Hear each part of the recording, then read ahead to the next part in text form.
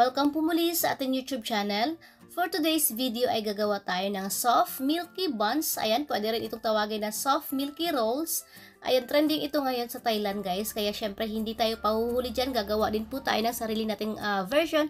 Ang dali lang nitong gawin at napakasimple lang din ang mga sangkap nito. At hindi rin po tayo gagamit dito ng mixer para haluin or masahin yung ating dough. No need a version yung gagawin natin ngayon or hindi natin siya mamasahin guys. Kaya wag na nating patatagalin to. Tara, umpisahan na po natin. Dito sa ating bowl, ilagay na natin yung ating bread flour. Pwede rin po kayong gumamit ng all-purpose flour. Then, sunod na rin natin yung ating sugar, yung ating salt, at saka yung ating instant yeast. Ayan, i-mix lang natin ito hanggang sa mag-well combine na yung ating mga dry ingredients. Ilagay na rin natin yung ating mga wet ingredients, yung 1 egg yolk, yung 1 whole egg, then yung water, at saka yung ating warm milk. Then, i-mix lang natin ito guys hanggang sa ma-absorb ng flour yung ating liquid or yung ating wet ingredients. Tips ko lang guys, kapag hindi nyo pa kilala yung inyong flour, pwede kayo maglagay ng liquid ng pakonti-konti hanggang sa mabuo lang yung inyong dough. Kasi hindi po tayo pare-pareho ng flour na ginagamit. Then, hindi rin po pare-pareho yung flour. Merong flour na matakaw sa tubig, meron din pong hindi matakaw sa tubig. Kaya, kailangan natin mag-adjust dito sa stage na ito guys. Kasi, ito yung pinaka-importante. Kailangan marunong tayo magtansya ng texture or ng consistency ng ating dough. Ayan, kinamay ko na yung paghalo natin guys para mabilis natin siyang ma-mix. Then, ayan guys, maganda rin kapag kinakamay natin siya para ma-feel natin yung texture ng ating dough. And ayan guys, kapag ganito na siya guys, wala na tayong nakikitang mga dry flour dito sa ating bowl. Dapat ganito yung magiging consistency niya guys. Tatakpan lang muna natin ito guys. I-rest natin siya ng 15 minutes. Then, after 15 minutes, ito na yung ating dough. Ilagay na natin ngayon yung ating fats or yung ating butter. Hahaluin lang natin ito ulit gamit ang ating kamay hanggang sa ma-absorb lang ng dough yung ating butter.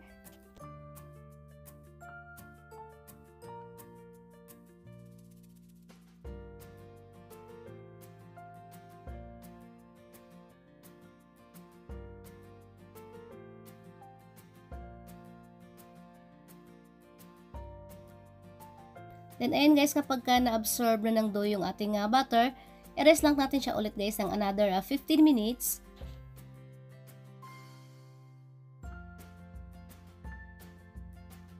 Then, after 15 minutes, ito na yung ating dough. Ayan, medyo umalsa na siya guys.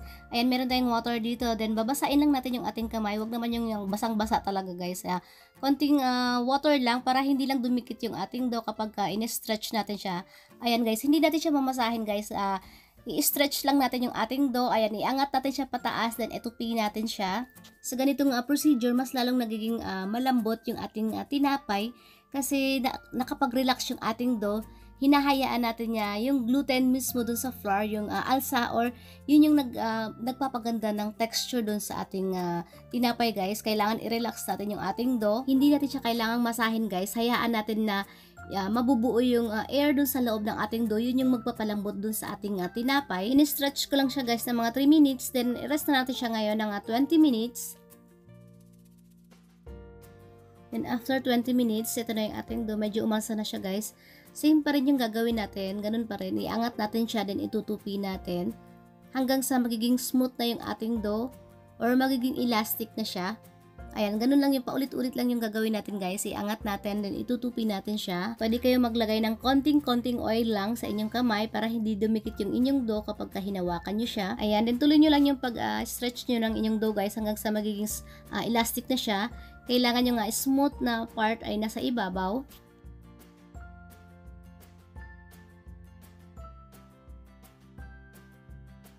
Then, ito na yung ating dough guys. Ayan, napaka-smooth niya at napaka-lambot ng ating dough. Then, gagawin natin ngayon yung ating window pane test na ginagawa natin lagi. Kailangan ma-stretch natin yung ating dough na hindi siya napupunit. Ayan, ititry natin siyang panipisin. Kailangan magawa nyo to para sigurado tayong malambot yung ating tinapay. Kasi, ibig sabihin, maganda yung pagkamasa natin ng ating dough kapag nagawa natin tong window pane test na to. Ayan, naglagay lang ako dito ng konting butter lang sa ibabaw ng ating dough para hindi siya mag-dry. Then, tatakpan na natin siya ng cling wrap. I-rest lang natin siya ng 45 minutes or hanggang sa magdoble lang yung size niya. Habang pinapaalsa natin yung ating dough, gagawin na natin yung ating pang-filling. Kailangan magawa natin to guys para mapalamig pa natin siya. Dito sa ating sauce pan, nilagay ko na yung ating egg yolk at saka yung ating sugar. I-mix lang natin ito hanggang sa ma-dissolve na yung ating sugar. Then sunod na rin natin ilagay yung ating cornstarch. Then i-mix lang natin ito ulit hanggang sa wala nating nakikitang dry na cornstarch dito sa ating saucepan. Ito guys, pwede nyo siyang gawin sa gabi, din kinabukasan nyo siya gagamitin. Isunod na rin natin yung ating vanilla at saka yung ating milk.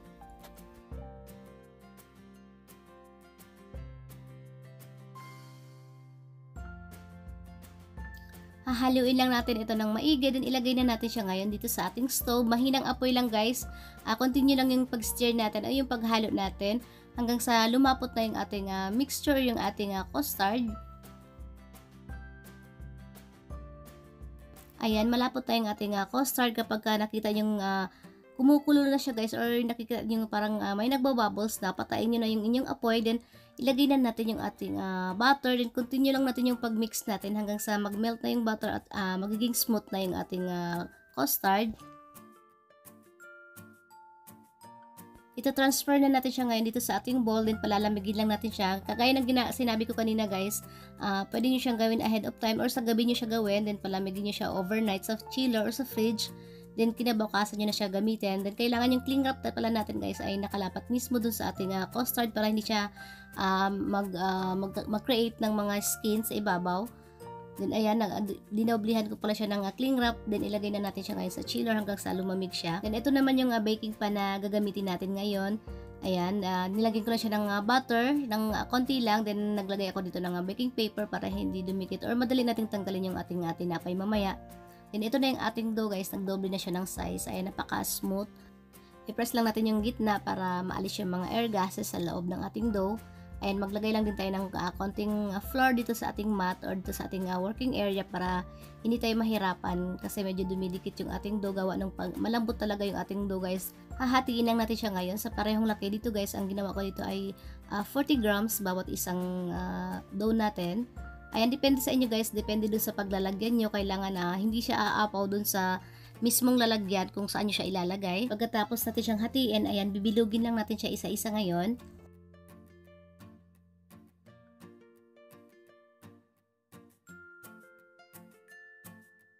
Then uulit-ulitin lang natin itong proseso na ito guys hanggang sa mabilog na natin lahat ng ating dough.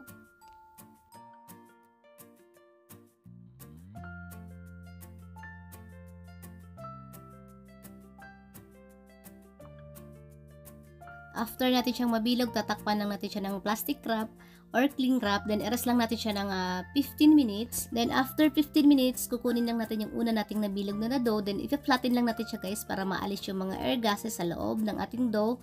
Then, i-roll natin siya ulit or bibilogin natin siya ulit. Ayan, kailangan medyo masikip yung pagkabilog natin para maganda yung texture ng ating tinapay. Kaya kailangan walang maiiwan na hangin sa loob ng ating dough.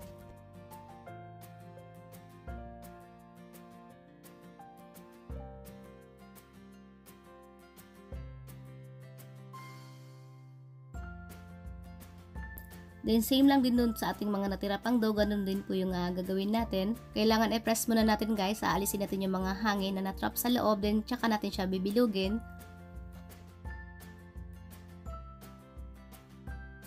Ilagay na natin siya ngayon dito sa ating baking pan, then tatakpan natin siya ulit ng plastic wrap, then paasahin natin siya ng mga 40 to 45 minutes lang guys. Huwag natin siyang pasobrahan ng asa, basta hanggang sa mag 3/4 lang siya dun sa baking pan na pinaglagay natin sa kanya. Huwag nating pag nasobrahan ng alsa, wag natin siyang ipaapaw doon sa baking pan mismo kasi aapaw na siya guys kapag binake na natin siya. Then ngayon, lalagyan lang natin siya ng melted butter dito sa ibabaw ng ating bread or ng ating dough bago natin siya i-bake.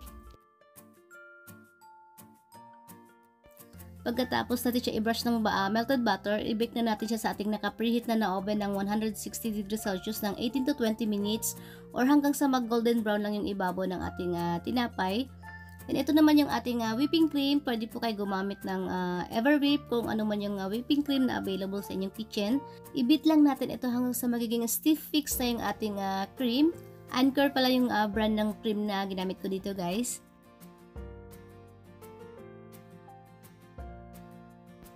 Ready na yung ating whipping cream. Then set aside lang muna natin ito. Ito naman yung ating custard. Ayan nga siya guys. I-mix lang natin ito or i-beat lang natin siya ng saglit lang, mga 30 seconds lang guys hanggang sa mag-loosen lang yung ating custard. Pwede naman kayong gumamit ng spatula lang para i-mix yung ating custard. Then ito guys, ilalagay na natin siya ngayon dito sa ating whipping cream ng mga 3 or 4 na batch. Ayan. Para hindi po tayo mahirapan mag-mix. Ayan, dapat by batch yung paglagay natin ng ating cream. Ayan, wag na tayong gumamit dito na ng mixer guys, kasi baka pag nasobrahan natin ng bit yung ating whipping cream, magtutubig na siya guys. Kaya gamit na lang tayo dito ng spatula para i-mix natin siya. Ready na yung ating pang filling at pang toppings natin sa ating tinapay. Ayan, iset aside na muna natin ito. Then ito na yung ating tinapay after natin siyang mabake. Ayan, palalamigin lang muna natin ito guys hanggang sa magiging warm lang siya. Hindi siya pwede lagyan agad ng filling or ng toppings guys, kasi magme-melt lang yung ating filling kasi mainit pa yung ating tinapay. Then ayan guys, papakita ko lang sa inyo. Ayan, napakalambot ng ating rolls or ng ating tinapay. Ayan, kahit pindutin nyo siya, napaka soft niya. Then ayan, binaliktad ko lang siya para matanggal natin siya sa kanyang baking pan. Ayan.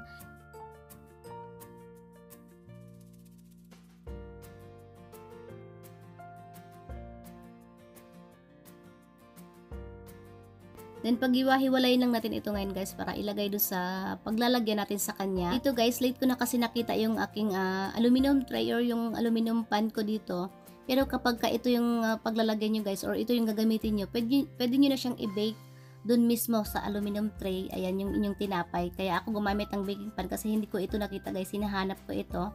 Ayan, then bubutasan lang natin ngayon yung gitna ng ating tinapay para sa filling na ilalagay natin. May sizes itong mga aluminum tray na ito guys. Pwede kayong yung maliit lang yung apatan, pwede namang animan lang. Ito na yung ating whipped cream. Ayan, nilagay ko lang siya sa piping bag para madali natin yung ilagay yung ating filling dito sa ating tinapay. Yung sa Thailand guys, nakikita ko yung ginagamit nilang whipped cream ay yung powder. Kaya yung sa atin ng version, ang ginamit natin dito ay yung Anchor na whipping cream para mas masarap siya guys at malasa yung ating toppings. Pero pwede naman kung meron kayong whipped cream na powder, maglagay din tayo ng whipped cream dito sa ibabaw ng ating tinapay, then spread lang natin siya. And magdas lang tayo ngayon ng equal amount ng powder sugar at saka ng powder milk sa ibabaw. Ayan, bali 1/4 cup na powder milk ito at saka 1/4 cup na powder sugar. Ayan, idas lang natin siya ngayon dito sa ibabaw ng ating tinapay. Din dun sa Thailand guys, ito lang yung ginagamit nilang pang toppings sa kanilang milk bun. Then ako naman dito guys, nag-add ako dito ng cheese. Parang sa tingin ko kasi masarap din yung cheese na ilalagay natin na toppings dito sa ibabaw ng ating tinapay. Kaya hindi ako nagkakamali guys. Nung tinikman ko, napakasarap din pala niya kasi medyo maalat-alat yung ating cheese. Then ito na yung ating milk buns. Then ito pala guys, kasi cheese yung nilagay natin dito. Tatawagin natin itong milky cheese buns. Ayan, pwede nyo na itong idagdag sa listahan ng inyong mga pinagkakakitaan ngayon. Sa dating naman sa price nito guys, hindi pa ako nag-costing nito kasi ngayon lang tayo gumawa nito. Mura lang din naman ito guys kasi hindi naman ganun kamahal yung mga ingredients or mga sangkap na ginamit natin dito. Mukha lang siyang mahal guys, pero pangmasa din siya guys at I'm sure papatok ito sa inyo guys at napakasarap nito.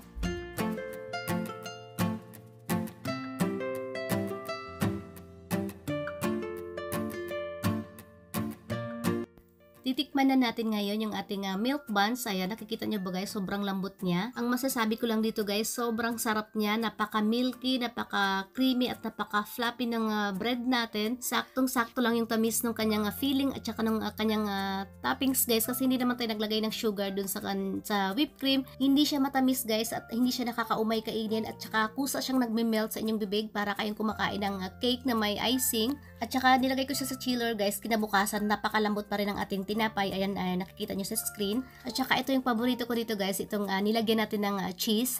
Dahil napakasarap nito guys, napaka-creamy, tapos nandun yung alat ng cheese. Basta napakasarap niya guys kapag kinain nyo siya, napakalambot niya. Masarap din naman yung toppings na nilagyan natin ng powder sugar at saka ng powder milk. Pero mas gusto ko itong cheese guys kasi medyo maalat-alat siya. Para siya yung nagbabalance do sa toppings at saka ng filling na nilagay natin. Kailangan nyo talaga itong subukan guys at napakasarap nito. Sigurado akong magugustuhan nyo ito guys. Pwede rin ito sa mga kids kasi napaka-milky niya, napaka-creamy. Ayan, paborito yan ng mga kids, ng mga ganyang toppings. Ayan, sana may natutunan kayong bago ngayon dito sa ating ginawang video. Ayan, kita-kits po tayo ulit sa aking susunod pa mga videos. Maraming salamat po sa inyong panonood. Mag-iingat po tayo palagi.